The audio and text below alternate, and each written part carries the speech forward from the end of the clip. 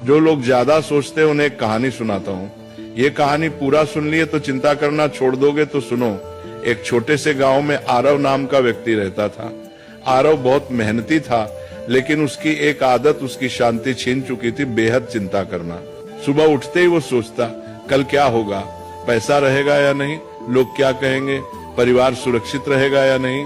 रात को सोने जाता, तब भी उसका दिमाग रुका नहीं करता। एक दिन अत्यधिक चिंता के कारण उसकी तबीयत बिगड़ गई। गांव के लोग उसे पास के पहाड़ पर रहने वाले एक संत के पास ले गए।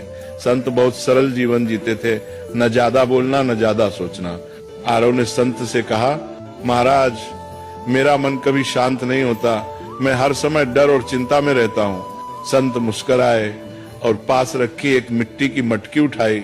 उन्होंने कहा, इस मटकी को पानी से भर दो। आरव ने मटकी भर दी। फिर संत बोले, अब इसे सिर पर रखो और चलो, लेकिन एक शर्त है, अगर एक बूंद भी गिरी तो तुम असफल हो जाओगे। आरव पूरी तरह मटकी पर ध्यान लगाकर चलने लगा। रास्ते में लोग उससे बातें करते रहे, आवाजें आती रही, लेकिन आरव ने कुछ नहीं सुना। वह सिर्फ मटकी पर ध्यान देता रहा। कुछ देर बाद संत ने कहा, रुको, अब बताओ रास्ते में कितने लोग मिले।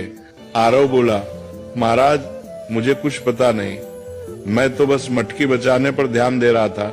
संत ने शांत स्वर में कहा, यही संत होने की शुरुआत है। जब ध्यान जरूरी चीज पर होता है तो बेकार की आवाजें अपने आप चुप हो जाती हैं। तुम्हारी चिंता इसलिए है क्योंकि तुम उन चीजों पर ध्यान दे रहे हो जो अभी हुई ही नहीं। फिर संत ने आगे कहा, जो तुम्हारे हाथ में है कर्म, उसे ईमानदारी से करो।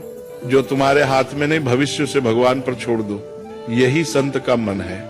उस दिन आरव समझ गया, संत होना जंगल में जाना नहीं है, संत होना मन की अनावश्यक चिंताओं को छोड़ देना है। धीरे धीरे आरव ने चिंता कम की, वर्तमान में जीना सीखा, और वही व्यक्ति जो कभी बेचैन रहता था अब दूसरों को शांति की सीख देने लगा।